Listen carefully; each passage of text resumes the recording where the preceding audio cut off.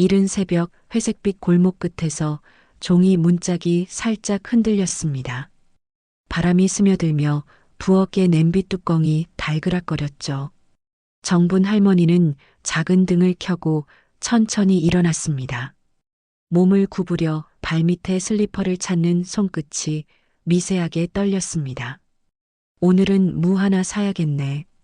작게 중얼거리며 장바구니를 들었습니다. 바닥이 다른 그 장바구니는 마치 그녀의 세월처럼 얇게 헤어져 있었어요.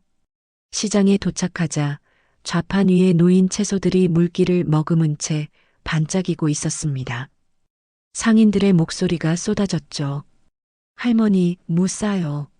오늘 거 진짜 좋아요. 정부는 미소를 짓고 무 하나를 골랐습니다. 돈을 내며 조금만 깎아줘요. 하고 말했지만 상인은 들은 척도 하지 않았습니다. 그래도 할머니는 익숙한 듯 웃었습니다. 돌아오는 길 좁은 골목 사이로 봄 햇살이 한 줄기 들어왔습니다. 그 빛에 재봉틀이 놓인 창가가 반짝였죠. 먼지가 쌓인 재봉틀, 한때 그녀의 생계이자 자부심이었던 그것은 이제 침묵 속에 있었습니다. 정부는 손끝으로 바늘 자국이 남은 천 조각을 쓰다듬었습니다. 옛날엔 내 손이 참 빨랐지. 그녀의 목소리는 바람처럼 가늘었습니다. 그때 문 두드리는 소리가 들렸습니다. 똑똑똑. 정분이 문을 열자 젊은 여자가 서 있었습니다. 단정한 정장 차림, 반듯한 미소. 안녕하세요, 어머님. 동네에 새로 이사 온 수진이에요. 정부는 순간 눈이 동그래졌습니다. 이 동네 젊은 사람은 드물던데. 수진은 활짝 웃으며 말했다. 어머님 연세에도 가입할 수 있는 보험이 있어서요. 노후 대비하셔야죠. 정부는 보험이라는 말에 살짝 고개를 기울였습니다. 그런 건 나랑 거리가 멀어요. 그러자 수진이 조심스럽게 말했다. 요즘 세상은 다 대비하셔야 해요. 혹시라도 아드님이 먼데 계신다면서요? 그 말에 정분의 눈빛이 잠시 흔들렸습니다. 그래 일하느라 바쁘지. 수지는 다정하게 고개를 끄덕였습니다. 그래서 제가 도와드리려는 거예요. 정부는 낯선 따뜻함에 마음이 조금 녹았습니다. 젊은 여자가 자신을 이름으로 불러주는 것도 오랜만이었죠. 잠시 후 수지는 테이블 위에 서류를 펼쳤습니다. 안정형 자산보호 플랜이라는 이름이 눈에 들어왔습니다. 정부는 글씨를 또박또박 읽으려 했지만 눈이 흐릿해 자꾸만 겹쳤습니다. 어렵네요. 수지는 부드럽게 미소 지었습니다. 괜찮아요. 어머님은 서명만 하시면 돼요. 창가에 햇빛이 기울어 재봉틀의 쇠 부분에 반사되었습니다. 반짝이는 빛이 정분의 눈에 닿았죠. 잠시 망설임이 있었지만 그녀는 결국 펜을 들었습니다. 펜촉이 종이를 스칠 때 사각하는 소리가 유난히 크게 들렸습니다. 정부는 그 소리를 들으며 마치 인생의 한 장을 넘기는 듯한 기분이 들었습니다. 서류를 건네받은 수지는 고개를 숙이며 말했다. 잘하셨어요, 어머님. 이젠 걱정 없으실 거예요. 그녀의 미소는 변함없이 부드러웠습니다. 하지만 그 미소 뒤로 그림자 하나가 스쳐갔죠. 문이 닫히고 방 안은 다시 조용해졌습니다. 정부는 찻잔을 들었다가 내려놓으며 혼잣말했습니다. 참 착한 사람이네. 요즘 세상에도 이런 이가 있네. 밖에서는 새소리가 들려왔지만 방 안의 공기는 묘하게 차가웠습니다. 그녀는 다시 재봉틀을 바라봤습니다. 바늘 끝이 햇빛을 받아 순간 눈부시게 반짝였죠. 그리고 그 빛은 마치 무언가를 예고하듯 짧게 깜빡였습니다. 전화벨이 울리지 않는 아침이었습니다. 정부는 수진이 적어준 명함을 바라보며 휴대폰을 꾹 눌렀습니다. 화면 속 번호는 여전히 연결할 수 없는 번호입니다라는 기계음만 반복했습니다. 짧은 신호음이 방 안을 메웠고 그 소리는 냉장고의 윙윙거림과 뒤섞여 한없이 길게 이어졌습니다. 설마 무슨 일이 생긴 걸까? 정부는 손으로 명함의 모서리를 만지작거렸습니다.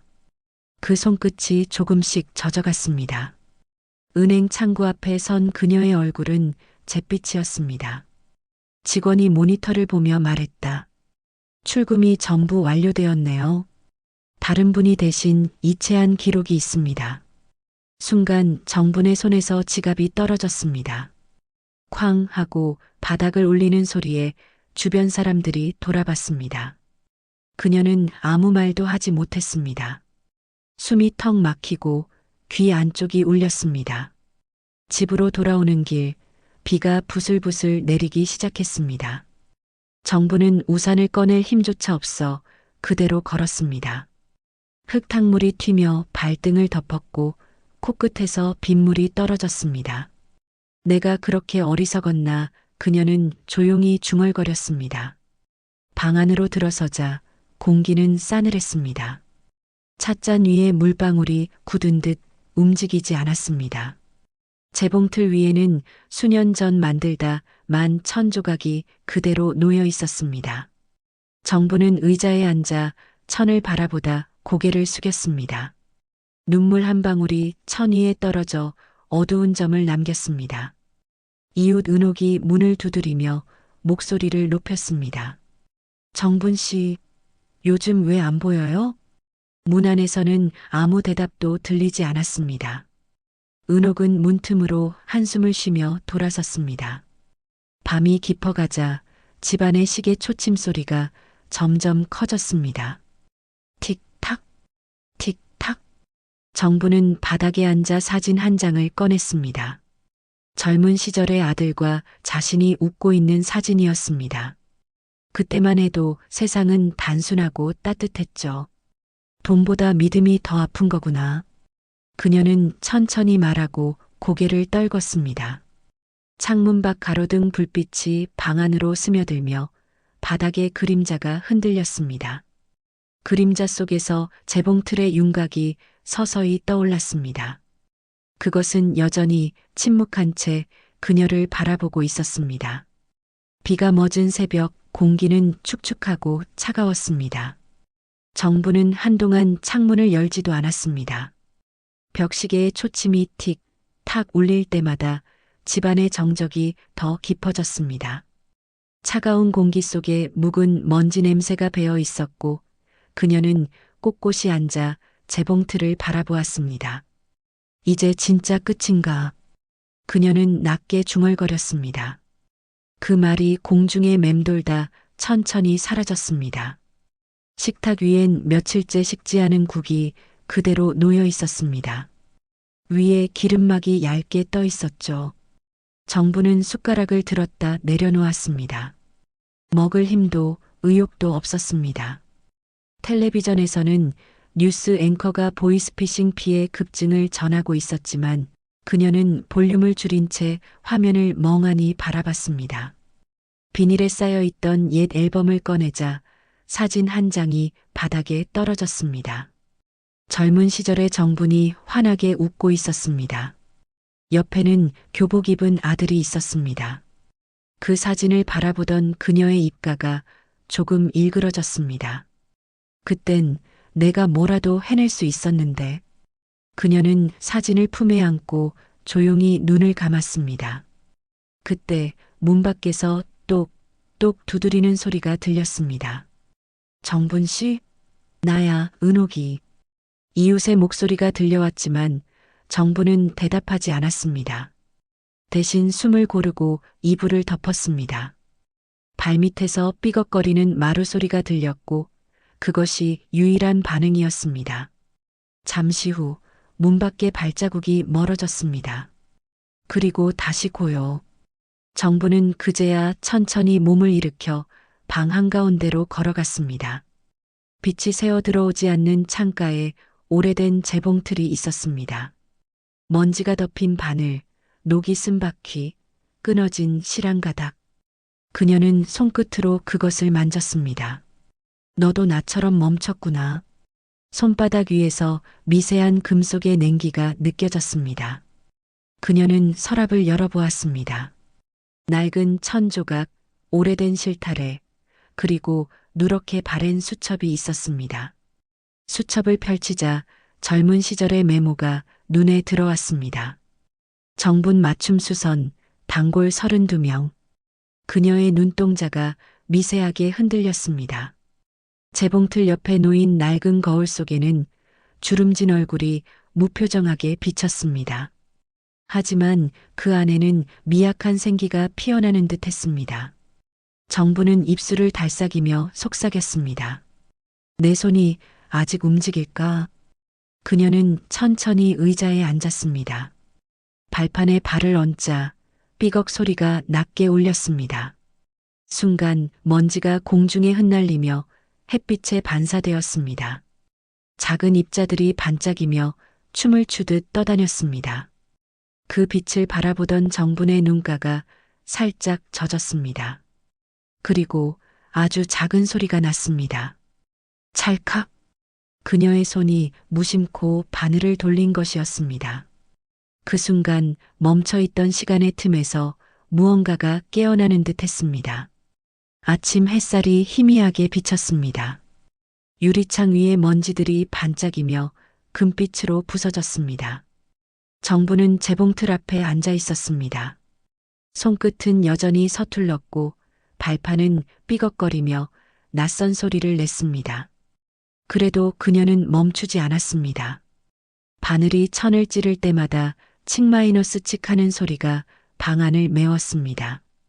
처실은 엉켰습니다. 바늘이 천을 잡아당기다 툭 끊어졌습니다. 정부는 바늘을 집어들고 천천히 고개를 숙였습니다. 한숨이 나왔지만 이번에는 포기하지 않았습니다. 손끝으로 실을 다시 꿰며 오래전 공장에서 일하던 자신의 손을 떠올렸습니다. 그때의 리듬이, 그때의 땀 냄새가 다시 스며드는 듯 했습니다. 그래, 이렇게 시작했지. 그녀는 중얼거렸습니다. 그리고 다시 발판을 밟았습니다. 이번에는 바늘이 매끄럽게 움직였습니다. 천 위에 곧은 선이 만들어졌습니다. 아주 단단하고 흔들림 없는 선이었습니다. 방안 공기가 조금씩 따뜻해졌습니다. 커튼 사이로 스며든 빛이 재봉틀에 닿았고 바늘이 반짝였습니다. 그때 문이 열리며 이웃 은옥이 들어왔습니다. 정분 씨, 이게 웬일이야? 재봉틀을 다시 돌려? 정부는 얼굴을 들지 않은 채 짧게 대답했습니다. 그냥 손이 가네요. 은옥은 한박웃음을 지었습니다. 내가 예전부터 말했잖아. 손재주는 안 녹는다고. 은옥은 스마트폰을 꺼내 그녀의 손을 찍었습니다. 이 손 봐, 아직 살아있네. 정부는 쑥스러운 듯 웃었지만 그 웃음 속엔 묘한 힘이 있었습니다. 그날 저녁 은옥은 SNS에 사진 한 장을 올렸습니다. 우리 동네 할머니 40년 만에 재봉틀 다시 돌림. 솜씨 여전하시다. 글과 함께 올린 사진에는 빛에 반사된 바늘이 유난히 눈부셨습니다. 다음 날 아침 정분의 휴대폰이 진동했습니다. 수선 가능하신가요? 할머니, 가방 주문해도 되나요? 짧은 문자들이 연달아 도착했습니다. 정부는 눈을 크게 떴습니다. 내가 이런 걸 받아도 될까? 하지만 그녀는 곧 천을 꺼냈습니다. 남은 천이 얼마 없자 손끝으로 조심스레 재단을 시작했습니다. 손이 자연스럽게 움직였습니다. 몸이 기억하고 있었던 것이죠. 바느질 소리가 다시 귓가를 채웠습니다. 밤이 깊어지자 창밖에 불빛이 비쳤습니다. 그녀의 방 안에는 작은 등불 하나뿐이었지만 바늘이 움직일 때마다 방 안이 잠시 반짝였습니다. 그 빛은 마치 과거와 현재가 이어지는 신호처럼 깜빡거렸습니다. 그러나 그 순간 화면에 또 하나의 알림이 떴습니다. 정분 할머니, 기사 보고 연락드려요. 고급 맞춤 정장 수선 가능한가요? 보낸 이의 이름은 낯익었습니다. 수진. 정분의 손이 멈췄습니다. 실이 바늘에 엉켜버렸습니다. 그녀는 한참 동안 움직이지 않았습니다. 창밖에서 바람이 불며 낡은 간판이 끼익 소리를 냈습니다. 정부는 그 소리를 듣고도 아무 말 없이 조용히 재봉틀을 바라봤습니다. 눈빛이 서서히 단단해졌습니다. 이 이야기는 이대로 끝나지 않았습니다. 새벽 햇살이 방안을 가득 채웠습니다. 재봉틀 위에는 어제 완성하지 못한 천이 반쯤 걸려 있었습니다. 정부는 천천히 의자에 앉아 천을 다시 폈습니다. 손끝이 바늘을 잡는 순간 미세한 진동이 손바닥을 타고 전해졌습니다. 그녀의 얼굴에는 약간의 피로가 있었지만 눈빛만은 또렷했습니다. 그녀는 천을 곧게 정리하고 발판을 밟았습니다. 칙 마이너스 칙 마이너스 칙. 바늘이 리듬을 타며 천을 꿰매기 시작했습니다. 천 위에 그려지는 선은 마치 오래된 기억이 새롭게 이어지는 듯 했습니다. 작업대 위에는 작은 가방, 앞치마, 손지갑이 차곡차곡 쌓여갔습니다. 문 밖에서는 은옥의 목소리가 들렸습니다. 정분 씨, 또 밤새 했어? SNS에 난리 났다니까. 정부는 미소를 지었습니다. 난 그저 하던 걸 다시 한 것뿐이야. 은옥은 휴대폰 화면을 보여줬습니다. 정분 할머니 수선소, 손맛이 살아있다. 진짜 금손. 댓글들이 줄줄이 달려 있었습니다. 정부는 낯설게 웃었습니다. 내 이름이 다시 사람들 입에 오르내리다니. 며칠 뒤 그녀의 작업실엔 젊은 손님들이 줄을 섰습니다. 한 손에는 찢어진 옷, 다른 손에는 고쳐 입고 싶은 추억이 담겨 있었죠. 정부는 그들의 이야기를 들으며 손을 멈추지 않았습니다. 이건 20년 된 옷인데 어머니가 만들어주신 거예요. 그래요? 그럼 이건 꼭 살려야죠. 그녀는 그 말에 고개를 끄덕이며 천을 펼쳤습니다. 바늘 끝이 다시 반짝이며 움직였습니다. 시간이 흐르고 방 안에는 바느질 소리가 끊이지 않았습니다. 칙칙칙, 툭 칙칙. 그 소리는 살아있는 리듬이었고 그녀의 삶이 다시 움직이고 있다는 신호였습니다. 손님들이 떠나간 뒤 정부는 조용히 창문을 열었습니다. 봄바람이 실내로 스며들며 커튼을 흔들었습니다. 그때 현관문을 두드리는 소리가 났습니다. 똑똑. 정부는 천천히 문을 열었습니다. 문 앞에는 단정한 차림의 여자가 서 있었습니다. 익숙한 미소, 그러나 어딘가 달라진 눈빛이었습니다. 오랜만이에요, 어머님. 정부는 잠시 말을 잃었습니다. 수진? 수진은 고개를 숙이며 말했다. 이 근처에 일이 생겨서요. 정장이 하나 필요한데 여기서 해드릴 수 있을까 해서요. 정부는 아무 표정도 짓지 않았습니다. 잠시의 정적 뒤에 천천히 고개를 끄덕였습니다. 그래요. 맡겨요. 수지는 잠시 머뭇거리다 옷을 내밀었습니다. 감사합니다, 어머님. 정부는 옷을 받아 천천히 가게 안쪽으로 걸어 들어갔습니다. 문이 닫히는 소리 뒤로 재봉틀의 바퀴가 천천히 돌아가기 시작했습니다. 밤이 찾아왔습니다. 등불 아래에서 정부는 옷을 펼쳐 들었습니다. 천은 부드럽고 값이 나가 보였습니다. 그녀는 손끝으로 천을 쓰다듬었습니다. 그리고 조용히 중얼거렸습니다.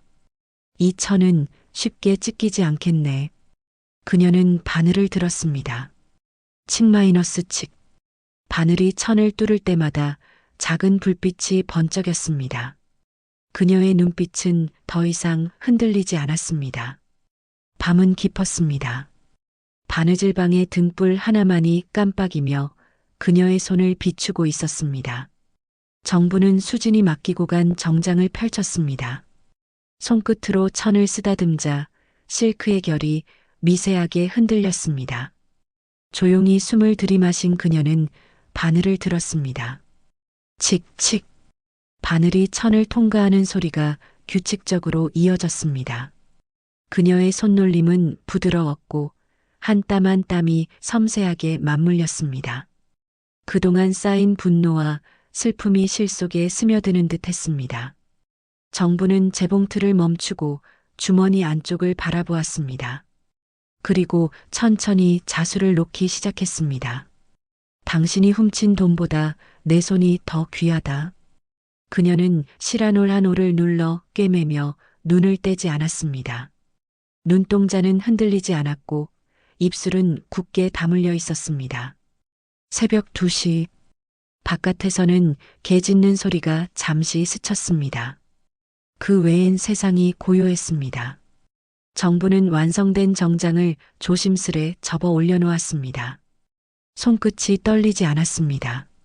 마치 무거운 짐을 내려놓은 사람처럼 어깨가 느슨하게 풀렸습니다. 다음 날 아침 수진이 문 앞에 섰습니다. 이전보다 초라한 옷차림이었고 얼굴에는 긴장된 기색이 역력했습니다. 옷 찾으러 왔어요. 혹시 다 됐을까요?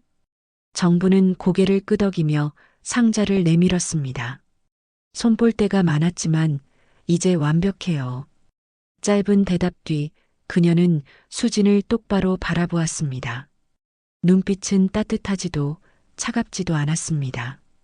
수진은 옷을 받아 조심스레 포켓을 만졌습니다. 그 순간 손끝에 작은 자수의 요철이 느껴졌습니다. 궁금한 듯 손을 넣어 쪽지를 꺼냈습니다. 하얀 천 조각 위에 붉은 실로 쓰인 글씨가 눈에 들어왔습니다. 당신이 훔친 돈보다 내 손이 더 귀하다. 순간 수진의 얼굴이 굳어졌습니다. 숨이 막힌 듯 입을 다물지 못했습니다.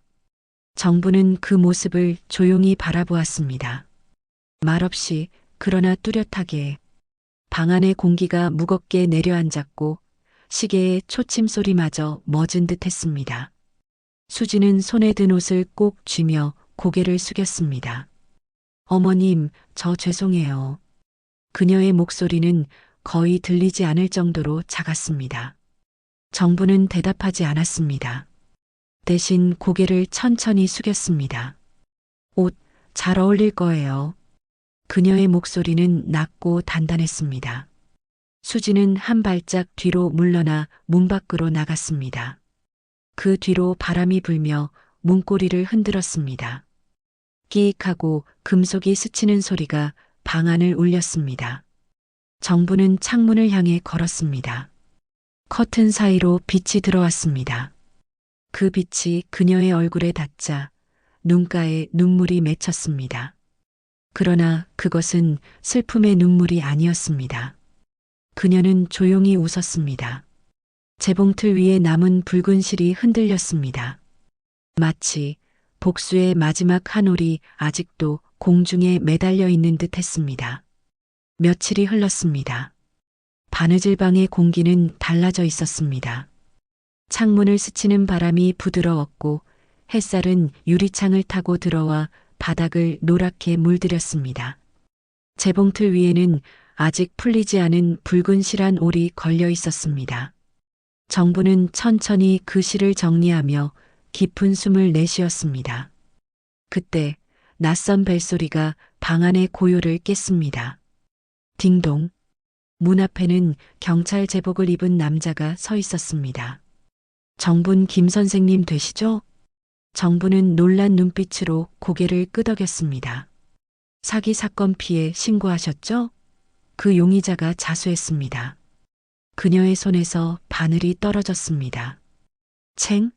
하고 쇠 부딪히는 소리가 바닥을 울렸습니다. 경찰은 말끝을 맺으며 고개를 숙였습니다. 그분이 편지를 남겼습니다. 이곳으로 전달해달라 하더군요. 정부는 잠시 말이 없었습니다. 봉투를 받는 손끝이 미세하게 떨렸습니다. 봉투 안에는 한 장의 편지와 접힌 흰 천 조각이 들어 있었습니다. 편지를 펼치자 수진의 필체로 쓰인 문장이 보였습니다. 어머님 죄송합니다. 당신의 손끝을 보고 제 양심이 다시 깨어났습니다. 짧은 글이었지만 그 문장마다 흔들림이 묻어 있었습니다. 정부는 한참 동안 그 글을 바라보다 천 조각을 꺼냈습니다. 그 위에는 작고 서툰 글씨로 자수가 놓여 있었습니다. 용서. 그녀는 천을 손바닥 위에 올려놓았습니다. 손끝이 천의 결을 따라 움직였습니다. 이건 내가 해준 말이 아닌데. 목소리가 떨렸습니다. 눈가에 맺힌 눈물이 천 위로 떨어졌습니다. 그녀는 의자에 앉아 하얀 천을 다시 올렸습니다. 재봉틀의 바늘을 교체하며 중얼거렸습니다. 이젠 내 차례군요. 그리고 천천히 발판을 밟았습니다. 칙칙칙. 바늘이 천 위를 지나가며 새로운 글씨를 새겼습니다. 삶은 다시 꿰매질 수 있다. 방 안은 점점 따뜻한 소리로 가득 찼습니다. 바늘의 리듬, 실의 속삭임, 햇살의 흔들림. 그 소리들이 마치 오래된 상처를 감싸주는 듯 했습니다. 문이 열리고 은옥이 들어왔습니다. 정분 씨, 얼굴이 훨씬 밝아졌네. 정부는 고개를 돌려 미소를 지었습니다. 이제 정말 다 끝났네요. 은옥이 테이블 위에 천을 보더니 눈시울이 붉어졌습니다. 그거 용서라고 써 있네. 정부는 고개를 끄덕였습니다.